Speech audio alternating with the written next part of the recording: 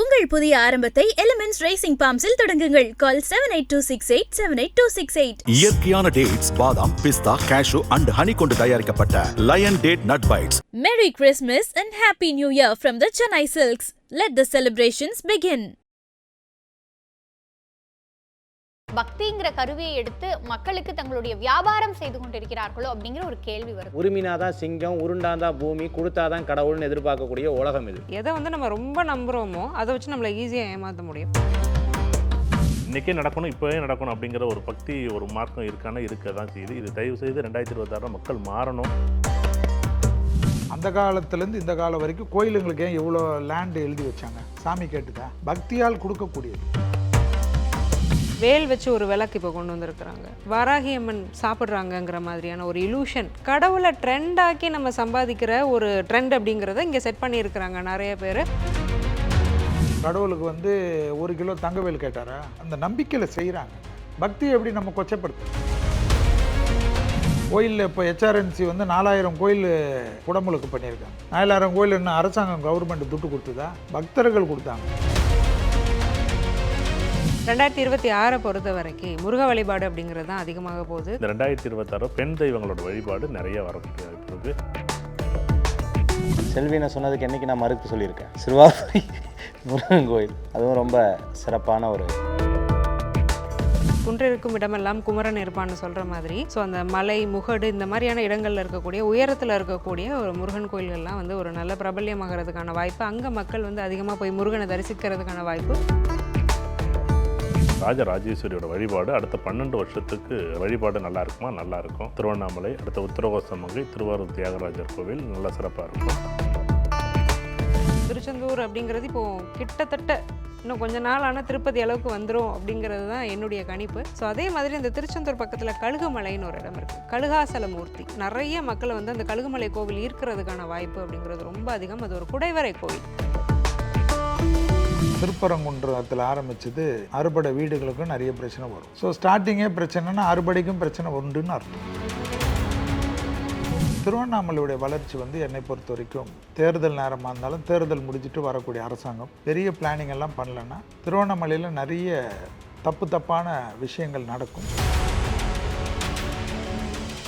மாறு 26 title sponsor elements active senior living powered by Lion dates nut bites and Chennai Silks. Let the celebrations begin. Location courtesy GTB Building Trust since 1967. சரி, 2025ஆம் ஆண்டு எடுத்துக்கும் பொழுது ஆன்மீகம் சார்ந்த நிறைய விஷயங்கள்ல முன்னேற்றம் இருந்தது. மக்கள் எல்லாருமே ஆன்மீகத்துக்குள்ள வந்தாங்க. முருகப்பெருமான் வழிபாடு கடவுளாக அதிகப்படியான மக்களால் வணங்கப்பட்டார். இந்த 2026ஆம் ஆண்டு எப்படி இருக்கும்?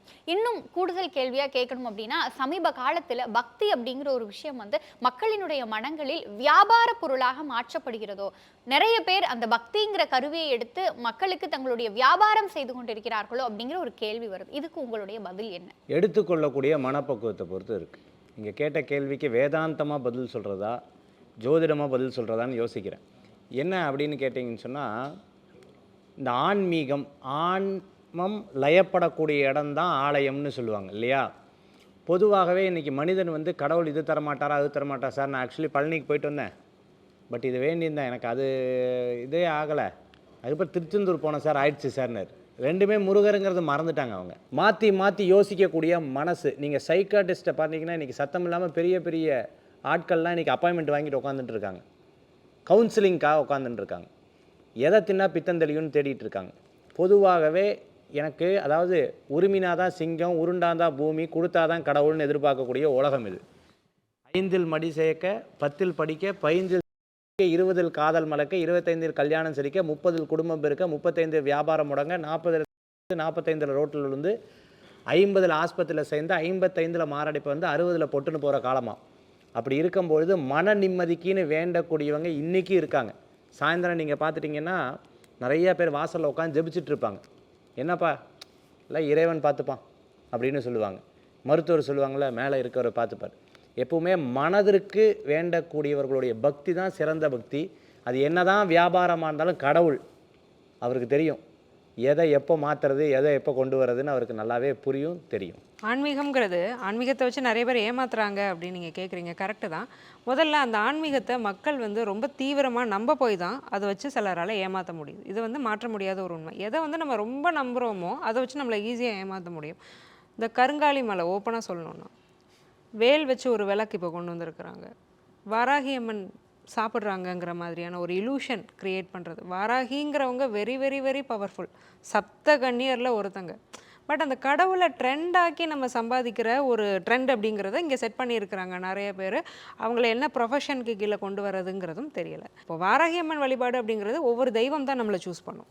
என்ன நீ கும்பிடு அப்படின்னு இப்போ முருகர் நம்மளை சூஸ் பண்ணணும், வாராகி அம்மன் நம்மளை சூஸ் பண்ணணும். நம்ம போய் தெய்வத்தை சூஸ் பண்ணி இந்த இதெல்லாம் நடக்கும்னு சொல்கிறாங்க யூடியூப் சேனலில், இந்த இதெல்லாம் வாராகி அம்மனுக்கு படைச்சா நமக்கு இது கிடைக்கும்னு சொல்கிறாங்கன்னு ஒரு பெனிஃபிட்டாக நம்ம வந்து கடவுளை அணுகிறதுங்கிறது ரொம்ப தப்பு. அன்போட கடவுளை அணுகணும், எந்த ஒரு உள்ள அர்த்தமும் இல்லாமல் கடவுள் அணுகணும். பரிகாரமே அதுதான். இப்போ நம்ம வந்து இங்கே போவோம், பஸ் ஏறி இந்த இடத்துக்கு போவோம், ஜோசியர் சொன்னார் இதை செஞ்சிருவோம், நாளைக்கு நமக்கு இது நடந்துடும், இந்த மென்டாலிட்டிட்டு போனால் எந்த பரிகாரமும் பலிக்காது. முதல்ல உணரணும், நம்ம தப்பாக நினச்ச வருந்தனம், கடவுள்கிட்ட சரணாகதி அடையணும்.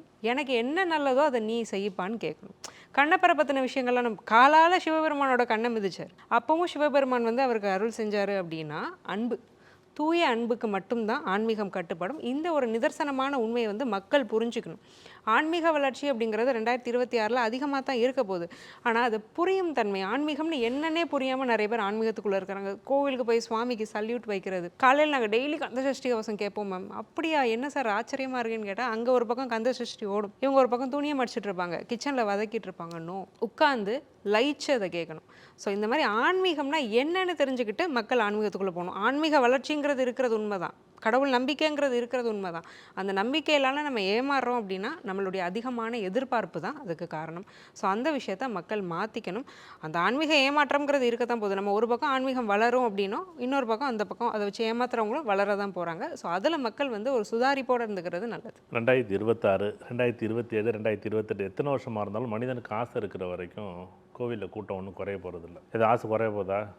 2024 ஆசை இருந்துச்சு, 2025 ஆசை இருந்துச்சு, அதோட ஒரு மடங்கு 26, 27 இப்படி தான் கூட போகுது. இந்த ஆன்மீகம் அப்படிங்கிறது இவங்க என்னென்னா, ஜோதிடமும் ஆன்மீகமும் எப்படின்னா ரெண்டும் ஒன்றோட ஒன்று சில நேரத்தில் கலந்துறாங்க. நான் அடிக்கடி ஒரு விஷயம் சொல்கிறேன். நான் 2 கேள்வி உங்கள்கிட்ட திருப்பி கேட்குறேன். ஏன்னா இந்த கடவுள் பக்தி ஆன்மீகம் அப்படிங்கன்னா எப்படி புரிய வைக்கணும் அப்படின்னா, இப்போ உதாரணமாக உங்களுக்கு தூக்கம் வரல, ஒரு விளக்கு போடுங்க அப்படின்னு சொன்னால் ஒரு நியாயமாக இருக்குமா? நியாயமாக இருக்கும்.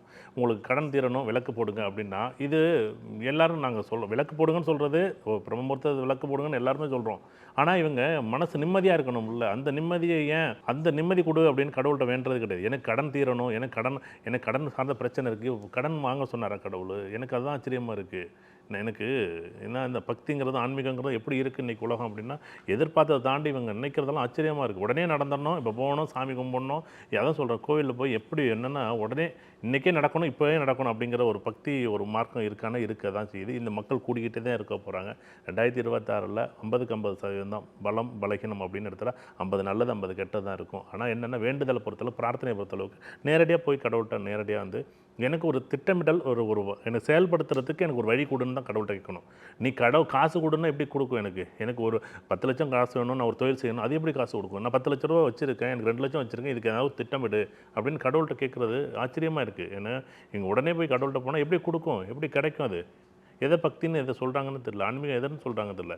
தயவு செய்து நான் கடவுள்கிட்ட போகும்போது இந்த மக்களோட ஆசை இருக்கிற வரைக்கும் இந்த கோயில் இருக்கக்கூடிய கூட்டங்கள் குறைய போகிறது இல்லை, இன்னும் கூட்டம் கூடிக்கிட்டே தான் இருக்கும். உதாரணமாக 2026 பார்த்தளவுக்கு திருவண்ணாமலையோட விசேஷம் பார்த்திங்கன்னா அது ஒரு பக்கம் பெரிய கூட்டமாக கூடிக்கிட்டே இருக்கும்போது, அடுத்தது பார்த்திங்கன்னா சிவபெருமான் அடுத்த ஆலயமாக பார்த்திங்கன்னா உத்திரவாச மங்கை, அடுத்து திருவாரூர் தியாகராஜர் கோவில். இந்த ஏன்னா இப்போ நீங்கள் செவ்வாயின்னு சொன்னீங்க, முருகன் சொன்னீங்க, முருகனோட வழிபாடு, வாராகி அம்மனோட வழிபாடுன்னு சொன்னாங்க. 2026 நான் 2025 கும்பகோணம் சம்மந்தப்பட்ட ஒரு விசேஷம் சொன்னேன். கும்பகோணத்தில் சுவாமி மலையில் சுவாமிநாதரை கும்பிடுங்க அப்படின்னு நம்ம சொல்கிறோம். அதேமாரி இது நீங்கள் போய் பக்தியாக சரணாகதி அடைங்க கடவுள்கிட்ட. நீங்கள் போய் எதுவுமே எனக்கு படைத்த கடவுளுக்கு தெரியும், எனக்கு எது கொடுக்கணும் எது கொடுக்கக்கூடாதுன்னு தெரியும். நீ போய் கடவுள் சாமி ஒன்று பார்க்குறதே எனக்கு வரணும்னு சொல்லுங்கள், வேறு ஒன்றுமே வேண்டாம் எனக்கு. அதுதான் ஆச்சரியமாக இருக்குது. ஏன்னா பக்திங்கிறது எல்லாமே இன்றைக்கி என்னென்னா இவங்க ஆசையோட ஒரு விளிம்பில் தான் போய் நிற்கிறாங்க. எனக்கு இதை கொடுப்பாரு, இதை கொடுக்கும், உங்களுக்கு கிடைச்சிட்டுன்னு வச்சுக்கலாம், அவ்வளோதான். உடனே போனால் உங்களுக்கு நீங்கள் போனீங்கன்னா பரவாயில்ல, உங்களுக்கு ஒரு வேலை கிடைச்சிட்டு உங்களுக்கு பணம் வந்துட்டு வாய்ப்பு வந்துட்டு உங்களுக்கு பேர் புகழ் வந்துட்டு உடனே அங்கே தான் கூட்டம் கூடுது மக்களுக்கு. இது தயவு செய்து 2026 மக்கள் மாறணும். உங்களுக்கு அவங்கவுங்களுக்கு பக்கத்தில் இருக்கக்கூடிய கோவில், நீங்கள் பக்கத்தில் இருக்க சிவன் கோவில் போங்க, அதே சிவன் உங்களுக்கு அந்த ஆரோக்கியத்தையும் நல்லொழுக்கத்தையோ சந்தோஷத்தையோ நிம்மதியோ உங்களுக்கு அந்த ஆசைகளை குறைத்து உங்களுக்கு ஒரு திட்டமிட்டு உங்களை செயல்படுத்தக்கூடிய ஒரு வழியை கொடுங்க. குருவாக இருந்து ஒரு வழி கேளுங்க கடவுள்கிட்ட. இவங்க பக்திங்கிறது எனக்கு என்னமோ ஆச்சரியமாக இருக்குது. நான் ஒரே ஒரு மறுபடியும் அதே தான் சொல்கிறேன். நீ கடன் தீரணும்னு நீ விலக்கு போடாத. எனக்கு இந்த கடன் தீர்றதுக்கான வருமானத்தை எனக்கு ஒரு வழியை மட்டும் எனக்கு கொடு, நான் கடன் தீர்த்துக்கிறேன் அப்படிங்கிறத வேண்டுங்க கடவுள்கிட்ட. என்ன வேண்டுறாங்களோ அதை வந்து உண்மையாக ஆத்மார்த்தமாக பிரார்த்தனைகளை வைங்க. கண்டிப்பாக 2026 எந்த வருஷமானாலும் கடவுள் வழி கொடுப்பார். கோயிலுங்களுக்கு அந்த காலத்துலேருந்து இந்த காலம் வரைக்கும் கோயிலுங்களுக்கு ஏன் இவ்வளோ லேண்டு எழுதி வச்சாங்க? சாமி கேட்டுதா? பக்தியால் கொடுக்கக்கூடியது. எத்தனை லட்சம் ஏக்கர் இருந்தது தமிழ்நாடு கோயிலில்? எப்படி போய் சாமி கேட்டாரா? பக்தியால் மக்கள் கொடுத்தது. அந்தந்த கோயிலுக்கு வந்து நீங்கள் பார்த்தீங்கன்னா ஆதீனம் கண்ட்ரோலெல்லாம் அத்தனை லட்சம் ஏக்கர்கள் இருக்குதுன்னா அவங்கவுங்களுக்கு போகிறது ஒரு தெய்வ நம்பிக்கை வர்றது. திருப்பதிக்கு வந்து இப்போ ஒரு அம்மா வந்து இங்கே எழுதி டி நகரில் அவ்வளோ பெரிய இடம், அது அத்தனை கோடி போகும். ஒரு அம்மா நடிகை அம்மா தான் எழுதி கொடுத்துருக்காங்க. பெருமாள் வந்து கேட்டாரா? அவங்களுக்கு என்னன்னா என் கனவுல வந்தார், எனக்கு கேட்டார், நான் கொடுத்துட்டேன். பக்தியில் செய்கிறது. ஸோ இது வந்து காலம் தொட்டு என்றைக்கு தெய்வ நம்பிக்கை வந்ததோ அன்னையிலேருந்து இது உண்டு. இப்போ இந்த கோயிலில் இப்போ நீங்கள் என்னன்னா இப்போ எல்லா கோயிலும் திருப்பதியில் வந்து இப்போ டிக்கெட் கொடுக்குறாங்க. டிக்கெட்டு கொடுத்துட்டு எல்லாத்துக்கும் டிக்கெட் கொடுக்குறாங்க. ஆனால் தர்ம தரிசனம் ஒன்று பீரியட் வைக்கிறாங்க. அந்த தர்ம தரிசனம் பீரியடில் விஐபியை உள்ளே சேர்க்கறதில்ல. சிஸ்டம் அதில் வருது. அந்த 300 ரூபாய் டிக்கெட் வந்தாலும் அந்த தர்ம தரிசனத்தில் வந்து ஒரு பிளாக்கில் வந்து உள்ளே விட்டு அவங்களும் ஜென்ரலில் தான் வராங்க. சிஸ்டம் பண்ணுறாங்க. அங்கே இவ்வளோ லட்சம் மக்கள் போனையும் தொந்தரவு கிடையாது. இந்த எப்பவுமே வந்து இந்த ஆன்மீகத்தில் கோயில்களுக்கு திருப்பணிகள் செய்கிறது, கொடை கொடுக்கறது எந்த காலத்துலேயும் தடுத்து நிறுத்த முடியாது. ஏன்னா நீங்கள் கேட்ட கேள்வி இதுதான், புரியுதுங்களா? விளக்கு வச்சதை பற்றிலாம் பேசலை. இப்போ நம்ம நீங்கள் கேட்டது ஆன்மீகத்தில் கோயிலில் இதுன்றது திருப்பணி கோயில் விஷயத்தை தான் கேட்குறீங்க நீங்கள். நான் என்ன கேட்குறேன், ஒருத்தர் வராரு, அவர் கோயிலுக்கு அவ்வளோ டொனேட் பண்ணுறாரு. இப்போ மகேஷ் ஐயர் இருக்கார், அவர் போகிறாரு கோயிலுக்கு 1 லட்ச ரூபா கொடுக்குறாரு. அவர் நல்ல தரிசனம் பார்க்கணும் தான் விரும்புவார். அவரே வந்து ஜென்ரலில் வந்து இவ்வளோ 1 லட்ச ரூபா கொடுத்துட்டு கஷ்டப்படணும். அதுக்குன்னு அந்த டைம் ஸ்லாட் பண்ணி திருப்பதி மாதிரி பண்ணி சிஸ்டம் பண்ணி உபயதாரர்களுக்குன்னு ஒரு டைம் ஒதுக்குங்க. ஏன் அபிஷேகத்துக்கு காலையில் ஒதுக்குறீங்க, அந்த டிக்கெட் கொடுக்குறீங்க, அந்த டிக்கெட் வாங்குறாங்கல்ல. இல்லைன்னா கோயிலில் வருமானம் எப்படி? இப்போ வந்து ஸ்டாஃபுங்களுக்கு சேலரி கொடுக்கணும், எல்லாமே கொடுக்கணும். கோயிலில் வந்து துட்டே வாங்கக்கூடாது. சில கோயிலில் ப்ரைவேட் கோயிலெலாம் இருக்குது. இந்து அறநிலையத்துறையுடைய சட்டம் என்ன சொல்லுது? உண்டியல் வைக்கக்கூடாதுன்னு. எந்த ப்ரைவேட் கோயிலையும் உண்டியல் வச்சா அது இந்து அறநிலையத்துறை வந்து அந்த உண்டியலுக்குள்ளே வந்து ரைட்ஸில் வரும். புரியுதுங்களா உங்களுக்கு? இந்தியன் ஹெச்ஆர்என்சி ஆக்டில் அது உண்டு. பஞ்சவடி கோயிலில் பார்த்தீங்கன்னா உண்டியல் இருக்காது, தட்டில் போடுறது தான். அதை எடுத்து அவங்க வந்து கோயிலில் வந்து அன்னதான ரெசிப்ட்டு அந்த ரெசிப்ட் போட்டு அந்த கோயில் நடத்துகிறாங்க. மேல்மருவத்தூரில் அப்படி தான். ஸோ எல்லா இடத்துலையும் வந்து அந்த சிஸ்டம் நிறைய இருக்குது. நீங்கள் போனீங்கன்னா பவானி பெரியபாளையத்தம்மன் பார்த்துருப்பீங்களான்னு தெரியல. அந்த கோயிலில் பார்த்தீங்கன்னா அந்த கோயிலில் மாதிரி அன்னதானம் வந்து உலகத்திலே சிறப்பான அன்னதானம் இருக்காது. ஏன்னா ட்ரஸ்டியோடு சேர்ந்து பண்ணுறாங்க, ஹெச்ஆர்என்சி தான் பண்ணுறாங்க. இதில் என்ன இன்னும் கொஞ்சம் ஸ்ட்ரீம்லைன் பண்ணல. ஆனால் என்னைக்கு கடவுள் ஒருத்தர் வந்தாரோ அன்னிலேருந்து காசும் உண்டு. கடவுளுக்கு வந்து 1 கிலோ தங்கவேல் கேட்டாரா? அவங்க அந்த நம்பிக்கையில் செய்கிறாங்கங்க, பக்தியில் செய்கிறாங்க. பக்தி எப்படி நம்ம கொச்சப்படுத்துறது? சந்தோஷத்தோட ஆத்ம ரீதியாக செய்யக்கூடியது. இவ்வளோ லட்சம் ஏக்கர் அந்த காலத்தில் எழுதி வச்சவங்கெல்லாம் பைத்தியமா? அதாவது அந்த காலத்திலே அது அவ்வளோ விலையாக இருக்கும். இன்றைக்கி அது விலை உயருது வேறு. தங்கம் கூட அந்த காலத்தில் தம்பி சொன்னார் 20 ரூபா இருந்தது, இன்றைக்கி அது காலம் போக போக உயரும். ஆனால் மனிதனுடைய பக்தியை வந்து நம்ம கேவலப்படுத்தக்கூடாது. அதை நிர்வகிக்கிறது தான் கரெக்டாக பண்ணணும். இங்கே நாங்கள் இவ்வளோ பேர் பேசுகிறோமே, நாங்கள் இன்ஃப்ளூயன்ஸ் பண்ணாமல் கோயிலுக்குள்ளே போவோமா? சாமியை சீக்கிரம் பார்க்குறதுக்கு என்னென்ன கோல்மால் இருக்குதோ எல்லாத்தையும் நாங்களும் தான் ட்ரை பண்ணுவோம். தத்துவம் பேஸ்ட்டு யாராவது ஒத்துப்பாங்களா? அரசியல்வாதிகன்னு இல்லை, எல்லாருக்கும் தான். அதை நான் என்ன சொல்கிறேன், நீங்கள் சிஸ்டமேட்டிக் பண்ணி இப்போ திருப்பதியில் இப்போ ஸ்பெஷல் தரிசனம்னா 10,000 ரூபாய் போட்டிருக்காங்க. 10,000 ரூபாய் கொடுக்குறவங்களுக்கு அது போய் பார்க்கட்டும், கோயிலுக்கு வருமானம் ஆகட்டும். நிறைய நல்ல விஷயங்கள் திருப்பதியில் காலையிலேருந்து ராத்திரி வரைக்கும் அன்னதானம் நடக்குது, ஸ்கூல் நடக்குது, ஹாஸ்பிட்டல் நடக்குது. அதெல்லாம் நம்ம மாற்றக்கூடாது. ஸோ ஸ்ட்ரீம்லைனாக பண்ணுங்கள், ஊழல் இல்லாமல் பண்ணுங்கள், அற்புதமாக பண்ணுங்கள். குருவாயூரில் போனீங்கன்னா கிட்டத்தட்ட யானையுடைய இது பார்த்திங்கன்னா 50 யானை நிற்கும். அந்த யானையை பராமரிக்க வேணாவா? பக்தர்கள் கொடுத்தா தான் பராமரிக்க முடியும். ஆனால் நம்ம தமிழ்நாட்டு கோயிலில் கோசாலெல்லாம் இருக்குது, பராமரிப்பு கிடையாது. அதை கரெக்டாக இவங்க பண்ணாங்கன்னா அது பக்தர்கள் இன்னும் செய்வாங்க. அதுபோல் வந்து கோயில்களுக்கு, திருப்பணிகளுக்கு, கோயிலில் இப்போ ஹெச்ஆர்என்சி வந்து 4000 கோயில் குடமுழுக்கு பண்ணியிருக்காங்க. 4000 கோயில் என்ன அரசாங்கம் கவர்மெண்ட் துட்டு கொடுத்ததா? பக்தர்கள் கொடுத்தாங்க. அந்த அம்பாள் மேலே இருக்கிறது, முருகன் மேலே இருக்கிறது, சிவன் மேலே இருக்கிறது, பைரவர் மேலே இருக்கிறது, அந்த பக்தர்கள் காலகாலமாக குலதெய்வமாக தலைமுறையாக கும்பிட்றவங்கெல்லாம் ஓடி வந்து கை காசு சேர்த்து இன்றைக்கி நம்மக்கிட்ட பணம் இருக்குதுன்னு ஒன்றுமே இல்லாமல் விவசாயிகளாக இருக்கட்டும், ஏழைப்பாளைகளாக இருக்கட்டும், உண்டியில் கலெக்ஷன் பண்ணி அந்த கும்பாபிஷேகத்துக்கு கொடுத்து அதில் இருக்கக்கூடிய ஒரு பெயிண்ட்டும் பார்த்திங்கன்னா ஒரு மனிதனுடைய வேர்வை. ஸோ அதை வந்து நம்ம என்றைக்குமே அப்ரிஷியேட் பண்ணணும். அந்த திருப்பணிகள் தொடர்ந்துக்கினே இருக்கணும். அதுக்கு தான் அந்த திருப்பணிகள் தொடர்றதுக்கு தான் இந்த ஆன்மீகமே. ஊர் கூடி இழுத்தால்தான் தேர். கண்டிப்பாக சார். நான் மட்டும் இழுத்துக்குன்னா தேர் கிடையாது. ஸோ நீங்கள்லாம் கேள்வி கேட்குறீங்க, நல்லா கேட்குறீங்க. ஆன்மீகத்தில் வந்து ஸ்ட்ரீம்லைன் சட்டம் பண்ண சொல்லுங்கள். பெரிய சேனல் இது, ஒரு 10 லட்சம் பேர் பார்க்குறாங்க. இப்போ நான் என்ன கேட்குறேன், நாங்கள்லாம் மானத்துலேருந்து வந்துட்டோம். இப்போ நாங்களும் 1 ஹவருக்கு சிட்டிங்கு ஃபீஸ் தானே வாங்குகிறோம்.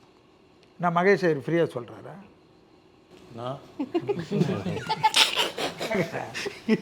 இல்லை இவர் வந்து கிளாஸ் கற்றுக் கொடுக்குறாரு, ஃப்ரீயாக கற்றுக் கொடுக்குறாரு. அப்படி கிடையாதுங்க. எல்லாருக்கும் அந்த பைசா முக்கியம்.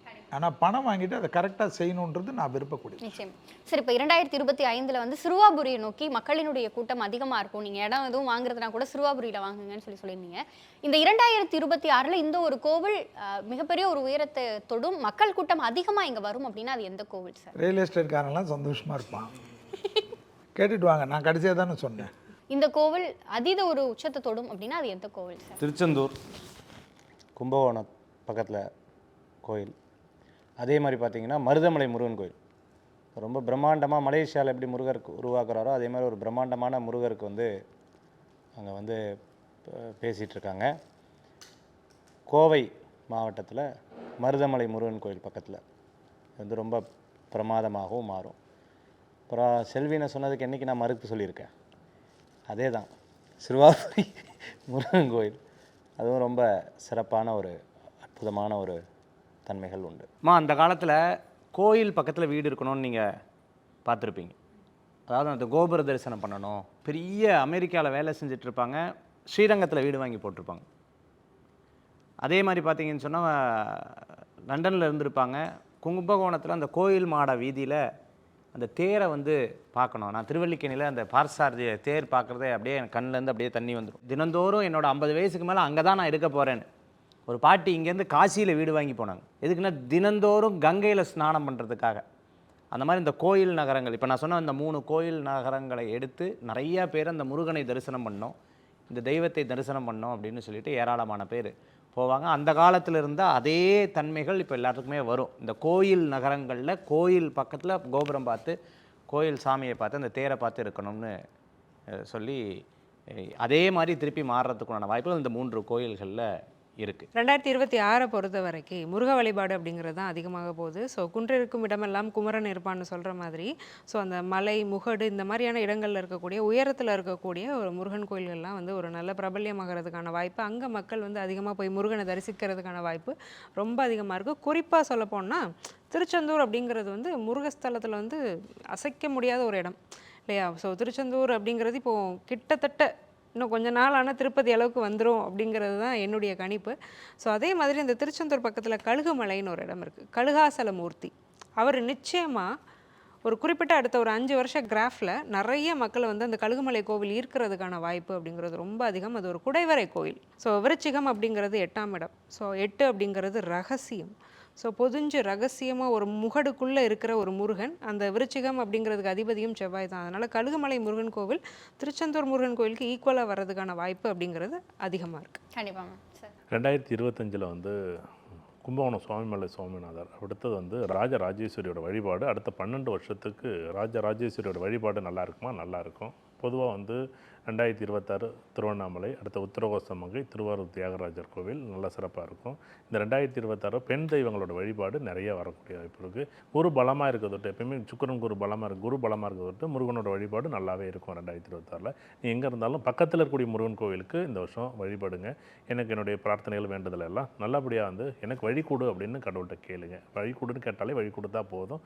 உழைக்கிறதுக்கு நான் ரெடியாக இருக்கிறேன், அதுக்கு வழி கொடுத்தா நான் கண்டிப்பாக என்னுடைய வாழ்க்கையில் முன்னேற முடியும் அப்படின்னு கடவுள்கிட்ட வேண்ட சொல்லுங்கள். கோயிலில் வந்துங்க நம்ம ஊரில் வந்து இந்த வருஷம் வந்து சிவனை நோக்கி தான் படையெடுப்பாங்க. ஸோ சிவன்கிட்ட தான் ஓடுவாங்க. ஏன்னா நிறைய பிரச்சனைகள் வரும். சிவன் பக்கமும் பெருமாள் பக்கமும் நிறைய திரும்புவாங்க. முருகிறதெல்லாம் இந்த வருஷம் பிரச்சனைக்கு உண்டான அமைப்பாக தான் காட்டும். ஏற்கனவே உங்களுக்கு தெரியும், ஒரு தீபமேத்தலன்னு ஒரு பிரச்சனை போகும், போயிட்டுருக்கு. ஸோ திருப்பரங்குன்றத்தில் ஆரம்பித்தது அறுபடை வீடுகளுக்கும் நிறைய பிரச்சனை வரும். ஏன்னா அவர் யாருன்னா எல்லாருக்கும் மகேஷ் ஐயரை கேட்டிங்கன்னா அவர் எத்தனாவது இன்னும் தெரியும். அவர் தான் முதல் ஸ்டார்டிங் அவர் தான். ஸோ ஸ்டார்டிங்கே பிரச்சனைனா அறுபடைக்கும் பிரச்சனை உண்டுன்னு அர்த்தம். ஜோதிடத்தில் கரெக்டாக கொஞ்சம் சிலது நம்ம பார்த்துக்கணும். ஸோ அது இயற்கையால் வரும், மனிதர்களால் வரும், நிறைய பிரச்சனைகள் வரக்கூடிய இடம். இந்த வாட்டி நான் நிறைய சிவன் கோயிலெல்லாம் நிறைய புனரமைக்கப்படக்கூடிய அமைப்பாக இருக்கும். சிவாலயங்கள் பக்கத்தில் நிறைய லெவலுக்கு டெவலப் பண்ணிட்டோம். அதில் வந்து திருவண்ணாமலையுடைய வளர்ச்சி வந்து என்னை பொறுத்த வரைக்கும் 2031 வரைக்கும் பெருசாக போயிட்டே இருக்கும். அதுக்கு வந்து இப்போவே கவர்மெண்ட் வந்து தேர்தல் நேரமாக இருந்தாலும் தேர்தல் முடிச்சுட்டு வரக்கூடிய அரசாங்கம் பெரிய பிளானிங் எல்லாம் பண்ணலன்னா திருவண்ணாமலையில் நிறைய தப்பான விஷயங்கள் நடக்கும். அது மனிதர்களுக்கு பிரச்சனை கொடுக்கக்கூடியதாக இருக்கும். இப்போவே ரொம்ப லெவலுக்கு அக்னீஸ்வரர் பூமி தான் உயரக்கூடிய ப்ராப்ளம். அதுக்கப்புறமா வந்து பார்த்திங்கன்னா எல்லாமே நவகிரக ஸ்தலங்களுக்கு நிறைய டெவலப்மெண்ட் வரும். கண்டிப்பாக சார். இந்த 2026ஆம் ஆண்டு உலக அளவில் எப்படி இருக்கும்? அரசியல், சினிமா, உலக பொருளாதாரம் சார்ந்த நிறைய விஷயங்களை எங்களோடு பகிர்ந்துக்கிட்டீங்க. நன்றி. நமஸ்காரம். தாறுமாறு 26 title sponsor elements active senior living powered by Lion dates nut bites and the Chennai Silks. Let the celebrations begin. Location courtesy GTB Building Trust since 1967.